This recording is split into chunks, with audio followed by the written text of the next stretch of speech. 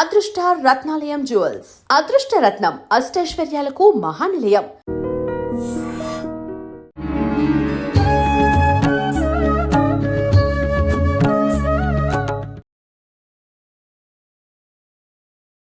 నమస్కారం, welcome to I dream. ధర్మ మార్గం విత్ విజిత కార్యక్రమానికి స్వాగతం. ప్రస్తుతం మనతో పాటు ఉన్నారు మనందరికీ ఎంతగానో సుపరిచితులు.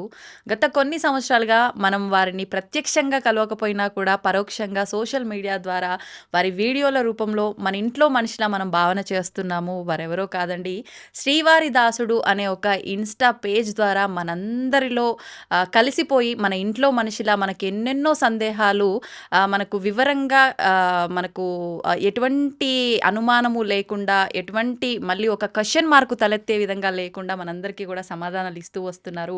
వారే రామ్ కిషోర్ ఆచార్యులు. వారితో మాట్లాడి మరికొన్ని విషయాలు ఈరోజు తెలుసుకునే ప్రయత్నం చేద్దాం.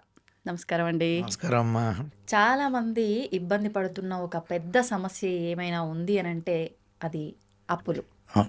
అవసరం అంటే ఏదో అంటే ఇంతకుముందు కాలాల్లో మనం చూస్తే పూర్వము ఏదో పిల్ల పెళ్లి చేయడానికో ఏదైనా ఇల్లు కడుతుంటేనో కొంచెం ధనం సహాయంగా అడిగి తీసుకోవటాలే తప్ప అప్పులు అనేది మనం ఎక్కువగా చూడలే. ఏదున్నా డబ్బుతో కాకుండా ఇచ్చిపుచ్చుకోవడాలు ఎక్కువగా ఉండేది విధానం. ఇప్పుడు చూస్తే కనీస అవసరాలకు కూడా అప్పు చేసే పరిస్థితులు మనకి ఇప్పుడు కనిపిస్తున్నాయి, అనుభవిస్తున్నారు చాలా మంది. కొంతమంది ఎట్లా అంటే వడ్డీలు కడుతూ అసలు అలాగే ఉండిపోయి ఇబ్బంది పడి ప్రాణాలు కోల్పోయిన వాళ్ళు కూడా ఉన్నారు చాలా మంది. నిజం చెప్పాలంటే అసలు ఈ రుణం అనేది ఒక పెద్ద పెనుభూతం. దీని నుంచి విముక్తి పొందాలంటే ఏదైనా మార్గం ఉంటే వివరించండి. అంటే ఫస్ట్ ఈ రుణ విమోచనం కోసం ముఖ్యంగా మనం చేయవలసింది ఏంటంటే, ఫస్ట్ దీంట్లో ఎక్కువ ఉన్నది యుక్త వయసు వాళ్ళే, యూత్. వీళ్ళు ఏంటంటే ఓపెన్గా నేను చెప్పేస్తున్నాను ఉన్నదన్నట్టుగా లగ్జరీకి అలవాటు పడిపోయి ఆ యాప్ల్లోనో లేదంటే క్రెడిట్ కార్డుల్లోనో లోన్ యాప్స్లోనో తీసుకోవడం జరుగుతుంది. తర్వాత దాని యొక్క ఇంట్రెస్ట్ల వల్ల వాళ్ళు చాలా ఇబ్బందులు పడుతున్నారు. ఫస్ట్ ఏంటంటే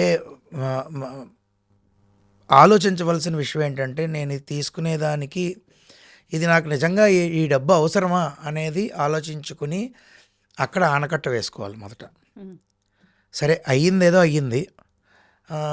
బాధ్యతగా అప్పు చేసేవాళ్ళు చాలామంది ఉంటారు. బాధ్యతగా ఇప్పుడు మీరు ఇందాక అన్నట్టు వివాహం కోసమో గృహం కోసమో ఇలా ఉంటాయి. సరే, ఏదైనా మన ఋషులు ప్రతి దానికి కూడా మనకి పరిహారాలు ఇవ్వడం జరిగింది. అలాగే నాకు బాగా ఫలితం వచ్చి భక్తులు నాకు వచ్చి నన్ను కలిసి చెప్పిన విషయమే రెమెడీ నేను చెప్తాను. అదే అంగారక రుణ విమోచక స్తోత్రం. అంటే జాతకంలో ఈ అప్పులు ఉన్న, అప్పులు తీర్చాలన్నా బయట ఉన్న డబ్బు రావడానికి ఎంతోమంది చాలామంది ఎదురు చూస్తుంటారు. సో బయట బ్లాక్ అయిపోయినాయి, అది రావాలన్నా దీనికి అంగారక రుణ విమోచక స్తోత్రం అనేది చాలా చాలా శక్తివంతమైంది. లాకర్లో గోల్డ్ లోన్లో ఉండిపోయి గోల్డ్ ఉండిపోయింది, ఆర్నమెంట్స్. తర్వాత తెలిసిన వాళ్ళకి బంగారం తాకట్టు పెట్టుకోవడానికి ఇచ్చాను, వాళ్ళు చాలా క్లోజే, కాకపోతే తిరిగి ఇవ్వలేదు. ఇటువంటివి అయితే నేను వివిధ రకాలు నేను వింటూ ఉంటాను. పాపం వాళ్ళు చాలా బాధపడుతూ ఉంటారు. దీని అన్నింటికి జాతకంలో, మనిషి జాతకంలో అంగారకుడు అంటే కుజుడు దీనికి కొంచెం కారణం. కాబట్టి సుబ్రహ్మణ్య స్వామి వారే నేరుగా ఉపదేశం చేసినటువంటి స్తోత్రం ఈ అంగారక రుణ విమోచక స్తోత్రం. ఆ స్తోత్రం స్టార్టింగ్లోనే స్కంద ఉవాచ అని ఉంటుంది. అంటే సుబ్రహ్మణ్య స్వామి వారే చెప్పారు ఈ విధంగా చెయ్యాలి అని. సో ఏదైతే అంగారక రుణ విమోచక స్తోత్రం ఉందో అది ఎవ్రీడే రోజుకి 7 సార్లు చదవాలి. ప్రతిరోజు 7 సార్లు చదవాలి. ఎందుకంటే కుజుడి యొక్క సంఖ్య 7, అంగారకుడి సంఖ్య 7 సార్లు చదవాలి. విపరీతమైన ఎప్పుడు మనం అనుకున్నట్టే నమ్మకంతో చదివి ఆ స్తోత్రం ఆఖరిలో అర్ఘ్యమంత్రం ఒకటి ఉంటుంది. ఆ అర్ఘ్యమంత్రాన్ని పక్కన, ఆ స్తోత్రాన్ని ఏమైనా ప్రింట్ తీసుకుని పక్కన పెట్టుకుని, మొబైల్ అయినా నీళ్ళు ఇలా తీసుకుని చేత్తో పట్టుకుని ఆ అర్ఘ్య మంత్రాన్ని చదువుతూ ఇంకొక పాత్రలోకి నీళ్లు విడిచిపెట్టచ్చు. విడిచిపెట్టి దాన్ని తీసుకుని తులసి మొక్కకో పచ్చటి మొక్కల్లోనో ఆఖరిలో వేయచ్చు. 7 సార్లు చదవమన్నాను కదండి. ఒకసారి చదివిన తర్వాత ఆ స్తోత్రం అయిపోయేటప్పుడు అర్ఘ్యం ఇవ్వాలి. మళ్ళీ శుభ్రంగా ఒక వస్త్రం పెట్టుకుని చేతి తుడుచుకుని మళ్ళీ ఈ చేత పట్టుకుని మళ్ళీ మొత్తం చదవాలి. మళ్ళీ ఆఖరిలో అర్ఘ్యం ఇలా ఒకసారి చదువుతూ అర్ఘ్య మంత్రం చెప్పి అర్ఘ్యాన్ని విడిచిపెట్టి అలా 7 సార్లు చదవాలి. 7 సార్లు అర్ఘ్యం విడిచిపెట్టాలి. అయిపోయిన తర్వాత ఆ నీళ్లు తీసుకొచ్చి పచ్చటి మొక్కల్లో వేయాలి. ఇది 27 రోజులు చేయాలి. 27 రోజులు. అంతకన్నా ఎక్కువ రోజు నేను చేస్తాను అంటే మంచిదే. ఒకటి చెప్తున్నా, ఇది చేస్తే అప్పులు తీరిపోతాయా అంటే తీరవు. ఓపెన్గా చెప్పేస్తున్నా, టు బి ఫ్రాంక్. ఎందుకండి చేయడం? ఇది చేస్తే అప్పులు తీరిపోతాయా అంటే ఇది ఒకటి చేస్తే కుదరదు. మనం ఇది చేస్తూ అప్పులు తీరే మార్గం ఏంటి అనేది మనం ఆలోచన మొదలు పెడితే ఇచ్చేసాం కదా. ఆయన ఆలోచన వీడి మొదలు పెట్టాడురా, ఈ రూట్ వాడికి ఇద్దాం అని చెప్పి ఆ రూట్లో తీసుకెళ్ళి ఏదో ఒక దారి చూపించి అప్పులన్నీ తీరుస్తాడు స్వామి. కాబట్టి ఇది చేస్తూ మనం అప్పులు తీర్చే మార్గాన్ని కూడా మనం మానవ ప్రయత్నం లేనిదే దైవ ప్రయత్నం ఏం చేయదు, అంతేనా కదా. కాబట్టి ఇది మనం చదువుకుంటూ ప్రతిరోజు ఇది దీక్షగా పూని చేస్తూ మనం బ్యాంకులో ఉన్న బంగారం ఏ విధంగా రాబట్టాలి. మంగళవారం, ప్రతి మంగళవారం నాడు అప్పు ఎవరికైనా ఉన్నాం అనుకో వాళ్ళకి ఇంట్రెస్ట్ కట్టిన ప్రతి మంగళవారం 1000 రూపాయలైనా 500 ఎంత కుదిరితే అంత మంగళవారం కనుక మనం మనకి రావాల్సిన డబ్బులకు సంబంధించిన వరే ఒక 1000 రూపాయలనే ఎవరా అని వాడి దగ్గర తీసుకున్నా మనం ఇవ్వాల్సిన వాళ్ళకి 1000 రూపాయలు కట్టినా తొందరగా క్లియర్ అవుతాయి, అన్నీ క్లియర్ అవుతాయి, రావాల్సినవి కూడా తొందరగా వస్తాయి. ఇది కేవలం అప్పులు తీరడం కోసమే కాదు, అప్పులు ఇచ్చి మళ్ళీ బయట నుంచి రావాలి అని అనుకున్నవి కూడా చాలా సమస్య ఉంది కదా. సో వాళ్ళకి కూడా ఇది చేస్తే నేను అన్నట్టు మంగళవారం నాడు ఎంతో కొంత ఇవ్వమని పద్ధతిగా పొలైట్గా అడిగి నెమ్మదిగా తీసుకోగలిగితే వాడి దగ్గర నుంచి మిగిలిన డబ్బులు అవే వస్తాయి. కొంచెం సమయం పెట్టినా బంగారం గోల్డ్ లోన్లో ఉంది. మంగళవారం ఇది చేస్తూ మంగళవారం కొంచెం వెళ్ళి కట్టండి, మొత్తం కట్టిస్తాడు స్వామి. ఎన్నో నిదర్శనాలు నాకు ఉన్నాయి. నాకు ఇన్స్టాగ్రామ్లో కానీ మెసేజ్లో అంటే పర్సనల్గా మనం చెప్పుకోలేం కదా, ఆ మెసేజ్లు నేను ఇది చేశాను, నేను గోల్డ్ లోన్లో ద్వారా విడిపించుకున్నాను అంటే స్వామి వచ్చేసి ఇలా ఇచ్చేస్తాడని కాదు కదా. మనం ఇది చేసిన తర్వాత ఈ ప్రయత్నం చేస్తూ చిన్న మానవ ప్రయత్నం చేసినా వెనకాతల నుంచి ఫుల్ ఫోర్స్ ఇది చేయడం వల్ల, ఈ దీక్ష చేయడం వల్ల ఇస్తాడు. అంటే రాత్రికి రాత్రి అద్భుతాలు జరిగిపోవాలి అన్న ఆలోచన మూర్ఖత్వం ఉండొద్దు. ఖచ్చితంగా మనం ఏదైనా ముందడుగు వేయాలి, ఆ బద్ధకాన్ని వదిలిపెట్టో ఆలోచన వదిలిపెట్టో అప్పుడు స్వామి సహాయం చేస్తాడు. తప్పకుండా అంగారక రుణ విమోచక స్తోత్రం అనేది అర్ఘ్యపూర్వకంగా రోజుకి 7 సార్లు చెప్పున నమ్మకంగా ఎవరైతే చేస్తారో వాళ్ళకి అతి తొందరలో రుణ విమోచన అవుతుంది. ఇది చాలామంది చాలా రకాల రుణం పడిపోయి ఉండిపోతారు. ఎందుకంటే నేను వింటున్నాను, మీరు అడిగిన ప్రశ్న కూడా అంతే. అయితే డబ్బు ఖర్చు పెట్టక్కర్లేదమ్మా, ఇది అవునా కదా. డబ్బు మన దగ్గర ఆల్రెడీ డబ్బులు లేవు, ఆ వ్యక్తి దగ్గర డబ్బులు లేవు, కొంచెం రుణ బాధలతో ఉన్నాడు. కానీ శరీరాన్నైనా కొంచెం ఖర్చు పెట్టాలి, మనసునైనా కొంచెం ఖర్చు పెట్టాలి. అది కూడా ఖర్చు పెట్టలేనంటే ఎవరు ఏం చేయలేరు కదా. ఆశించడం కూడా వృధా.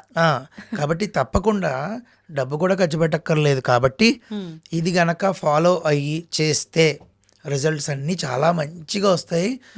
నెమ్మదిగా అప్పులు తీరే మార్గాన్ని సుగమం చేసి టకటక అప్పులు తీరుస్తాడు. తద్వారా ఆటోమేటిక్గా ఏమవుతుంది, ఉద్యోగంలో ఉన్నత అధికారం రావడమో, జీతం పెరగడమో, ఏదో ఎనీథింగ్ అండి, ఏదైనా జరగచ్చండి. ఎప్పటి నుంచో ఎవరి నుంచో రావాల్సిన ఆస్తి కలిసి రావచ్చండి.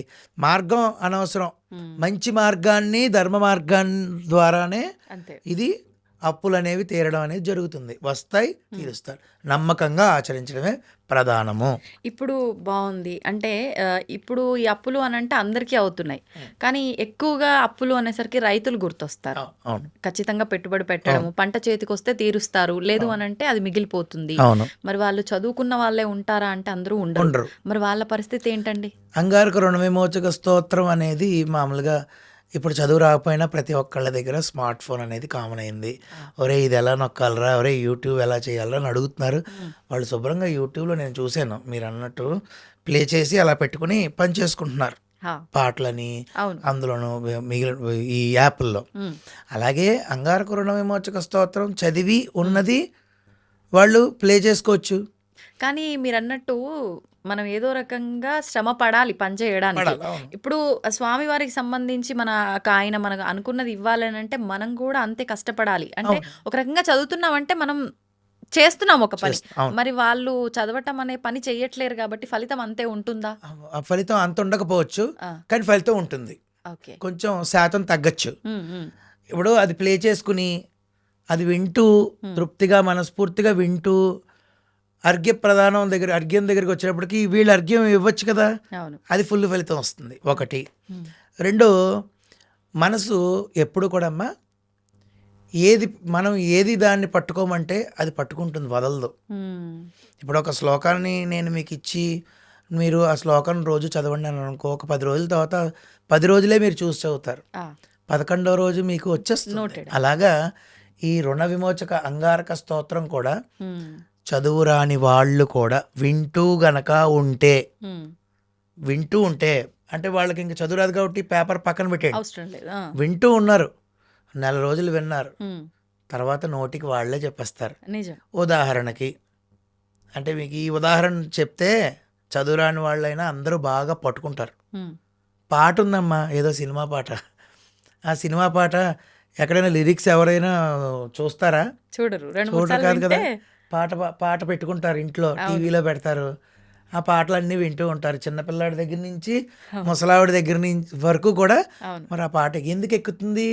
ఆ పాట 10 సార్లు ఆ పాట వైరల్ అయిందండి, ఆ పాట చాలా బాగుందండి అంటారు. అంటే అది 10 సార్లు వినేటప్పటికి ఏమైంది? పాట పాడేస్తాడు చిన్నపిల్లాడు. ఏమిటండి చరణాలు పల్లవి అన్నీ పాడేస్తాడు, వాడికి ఇంకా బుక్ అక్కర్లేదు, ఏమక్కర్లేదు. అంటే వాడి అపారమైన దృష్టికోణాన్ని తీసుకెళ్ళి ఆ పాట మీద బాగా పెట్టాడు. ఇంత పిల్లాడు నేను చూస్తూ ఉంటాను, మీరు చూస్తూ ఉంటారు కదా.